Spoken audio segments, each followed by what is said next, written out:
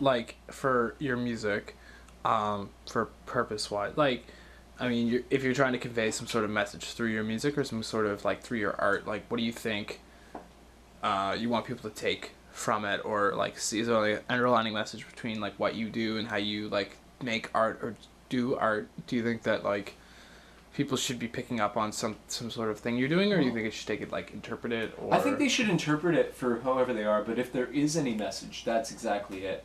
It's that you should, I don't know, always strive to be yourself, no matter what society really wants of you. Mm-hmm. You ultimately are you, and there's nobody in the world like you, and you should stay true to it without being altered in any way.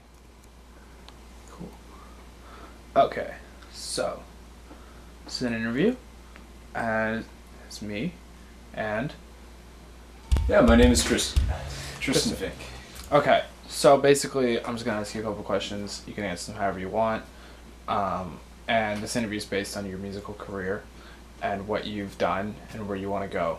Absolutely. So I'm gonna ask first, what's the name of your or what is?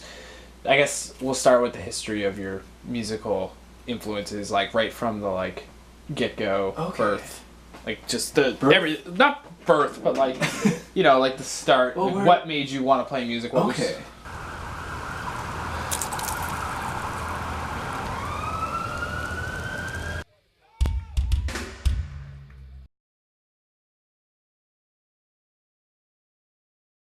all I did was under Tristan Fink, but then I came up with the name Arsenic of Jabir, which was you'll have to see it written down to really know what it says. I came up with that when I was 17, and it was just an extension of the name Arsenic, and then Jabir was the alchemist, scientist, well, basically like just the pioneer of science, really, who discovered the element arsenic. And so I threw that in there, and the name stuck for about 7 years. Just about earlier, I guess like about a month ago, I decided to change my name to Dreamscape entirely. Mm-hmm. It's like a whole new outlook, kind of. Whole new outlook. I decided to start from scratch. The name, I was spending too much time looking for the meaning in something that didn't have any meaning anymore, that I chose at random years ago. Mm-hmm. And it didn't really, I don't know, represent the music in the way I wanted to.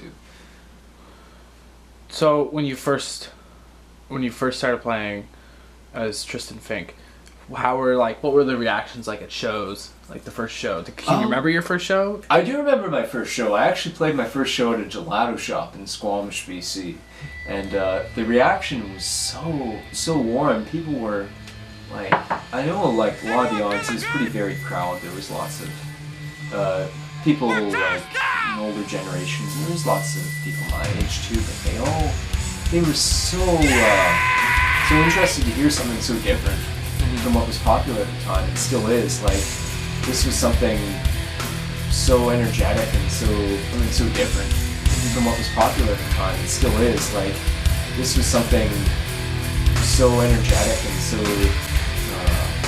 danceable and so well thought out. Like, all my songs, I put so much thought into them. They were all already produced. Yeah. Yeah.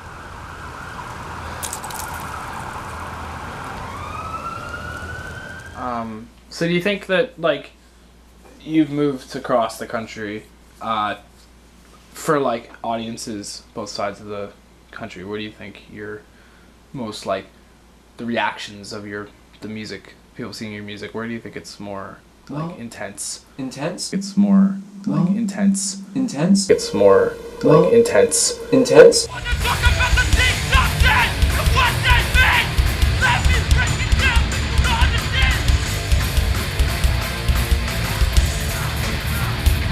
I found it's interesting because it's very much the same on both sides of the country. And on the West Coast, I have a lot of close friends who shared my music with people and put it out there. And I think it's just that association with knowing me that really made it strong.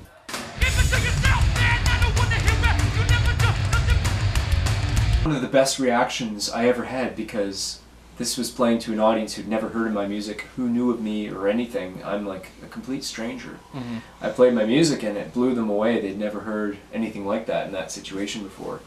I think both sides of the country very much different, but very much positive. Yeah. So if you were going to, here's a question: if you were to define yourself, you're a musician, but if you were going to call yourself if you used the medium other than music, what do you think you could classify it? Like if you could put it into a painting or a sculpting or something like that, what would you want to? What would you imagine your music as a solid material? I know it's a conceptual kind of thing, but like, what do you think? It's an interesting question. I've always thought myself as a sonic architect, so I guess take away the sonic element, I would be an architect. There you go. Yeah, I've always been fascinated by buildings, especially like brutalist structure and I don't know, like Art Deco, and popular in the West recently because of some releases on vinyl. And I remember going to the show and it was incredible. It was this was the most captivating danceable music I've ever heard. Everybody was like basically thrown around the room, like dancing around like crazy. I couldn't control myself, and I'd say this was in my top 5 shows ever. This was incredible. And this was so unlike anything I've heard because it's electronic, it's exotic, it's, I don't know, it's exciting. Yeah. Yeah. Do you think that there's kinds of music, like within seeing shows and seeing art or seeing bands art, anything like that? Do you think it can like create an experience that is like that you couldn't put into words, like listening to a song, or like some kind of out of body experience that is brought on by like some sort of like viewing or hearing of a like a, say, emotion, or like just of someone doing something? You think that is really important, that sort of absolutely, because lighter over here anywhere. Fucking throwing it. If you smoke another joint, You threw it. I threw it. Another joint after this joint, You're gonna die. we'll fucking lose it. You're gonna die, It'll be man. over. That's your fucking 20-second joint. Yeah, dude. Like, look, this is my fucking cat's fish bowl or food bowl. And it's filled with joints.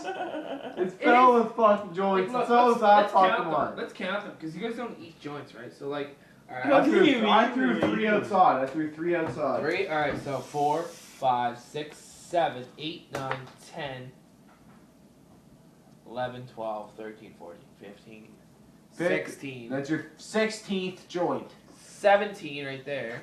17. What the? That's fucked up. Like, that's just fucked That's up. awesome. That's shit. 17 fucking joints.